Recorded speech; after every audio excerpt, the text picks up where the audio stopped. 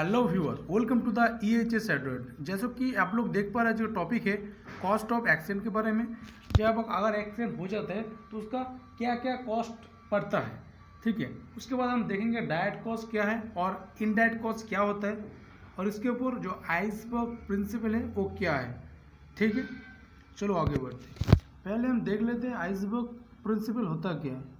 Accident and illness cost can be linked to an iceberg. Costs that are recoverable are visible, but those are not unrecoverable are hidden below the water line and the many times greater.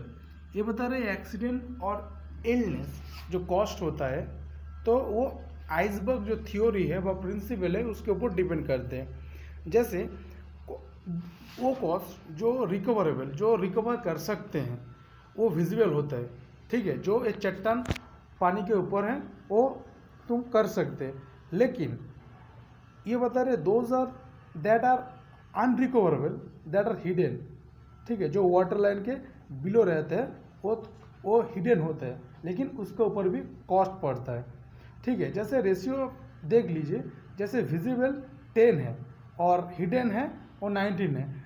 इसी जो principal, इसी जो चट्टान है जो water below water line में ज़्यादा रहते हैं और अप वाटर वो कम रहते हैं, इसीलिए टाइटैनिक जो जहाज था वो डूब गया था, इसी की वजह से, ठीक है। तो हमारे जीवन भी इसी चट्टान के तरह ही अगर आप सोच सकते हो, जो इसका एक्शन के ऊपर क्या क्या कॉस्ट पड़ता है, ठीक है। जो आपको देख रहा होगा वो विजिबल होता है, ठीक है, और जो नहीं देख रहा होगा वो हिडन होता है, उसका भी कॉस्ट पड़ता है, ठीक है। चलो आगे बढ़ते हैं। पहले देख लो, तो जो हम देख पाते हो उसको बोलते हैं डायरेक्ट कॉस्ट। जैसे ये बोला 10 भाग ऊपर में थे, 90 भाग नीचे में थे। तो डायरेक्ट कॉस्ट क्या क्या होता है, जैसे cost of accident and work related illness. अगर एक्सीडेंट और वर्क रिलेटेड इलनेस होता है तो उसके ऊपर ट्रीटमेंट जो होता है उसके ऊपर आपको मेडिसिन लेना होगा, तो उसका आपको खर्चा पड़ेगा, ये डायरेक्ट कॉस्ट में आता है। सेकेंड बोल रहे हैं वेज ड्यूरिंग इंजुरी। वेज का मतलब होता है सैलरी। तो आपका अगर इंजरी रहेगी उस टाइम, अगर 3 दिन मान लो, 4 दिन मान लो, तो उसका जो सैलरी है उसको आपको नहीं मिलेगा, तो डायरेक्ट कॉस्ट में आता है। थर्ड जो होता है कॉस्ट ऑफ मेडिकल ट्रीटमेंट। अगर जो कोई हो, इसीलिए आपको जो मेडिकल ट्रीटमेंट कराना होगा तो उसके लिए भी ऊपर से खर्चा होगा, डॉक्टर दिखाना पड़ेगा, ठीक है, और हो सकते हैं और ज़्यादा दिन भी रेस्ट करना पड़ेगा, ठीक है। तो इसके लिए भी कॉस्ट लगते हैं, ये होता है डायरेक्ट कॉस्ट। नेक्स्ट होता है इनडायरेक्ट कॉस्ट। इनडायरेक्ट कॉस्ट क्या होते हैं, जो हम देख नहीं पाते हैं, ठीक है। चलो अब अभी देख लेते कौन कौन कॉस्ट हम देख नहीं पाते लेकिन हमारे साथ तो घटता है। जैसे working hours of other employ.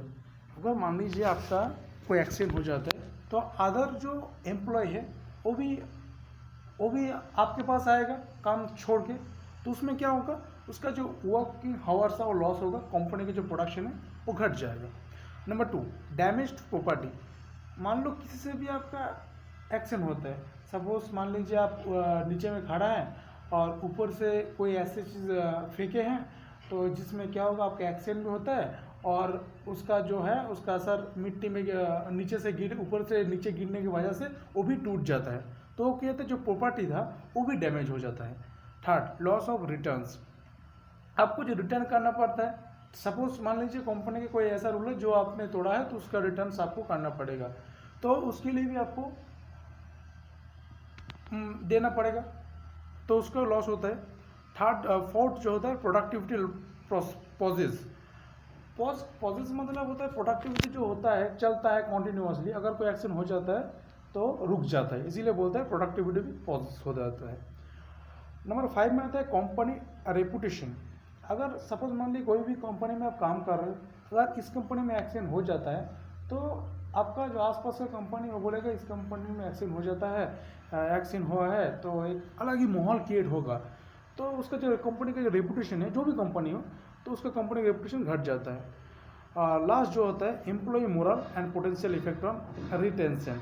ये बता रहे अगर एम्प्लॉय अगर ऐसे हो जाता है, काम करते करते एक्सीडेंट हो जाता है, तो कोई दूसरा जो बंदा बोलेगा अरे भाई इसके साथ भी हो गया तो हमारे साथ भी क्यों नहीं हो सकते, उसका जो मोरल है अंदर से टूट जाता है, इसीलिए वो डर के रहते हैं और डर की वजह से और भी एक्सीडेंट हो जाते हैं, ठीक है। ये जो सारी है ये इनडायरेक्ट कॉस्ट में आती है, ठीक है।